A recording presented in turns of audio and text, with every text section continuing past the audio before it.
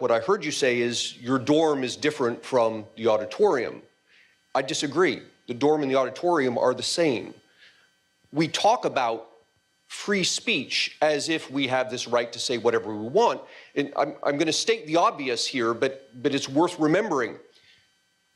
In the Constitution, the Free Speech Amendment protects you from action by the government. It does not protect you from action by private individuals.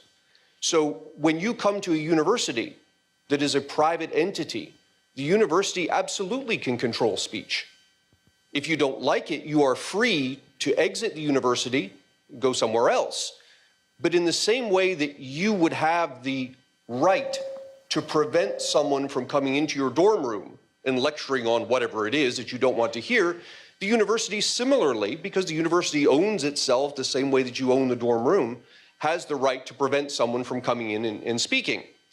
Now, I'm not advocating that, right? I think that's a horrible type, it's antithetical to university to exercise a right like that in that way.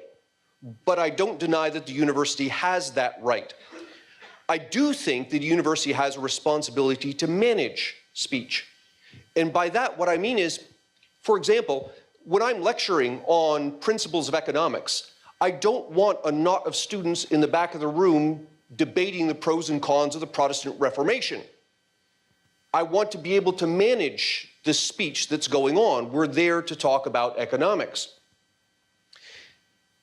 The difference between managing the speech and restricting the speech is one of time and place, that this is a time and place to talk about this particular thing. There'll be other times and places to talk about other things. I think we get off track when we talk about free speech. And there's some amazing parallels here that I'm just now starting to appreciate between the national debate we have on the Second Amendment and this debate now on the First. And that is, on the Second Amendment, we focus our discussion on guns. But that's really not what we're talking about. That's not our concern. Our concern is killing. The guns are the tool. It's the killing that bothers us. Similarly, with the First Amendment, we talk about speech. That's not really what the point is. The speech is a tool. The object is ideas. The question is, should we be restricting ideas? And I think that's what we do when we create safe spaces. If you don't want to hear what someone is saying, walk away. Stop listening. You don't need a safe space. All you need is a pair of legs. We have safe spaces so that we can help the student flush out of his or her mind these ideas that are uncomfortable. That's not controlling speech. That's controlling ideas. Marketplaces work. Precisely, they work best when they're left alone.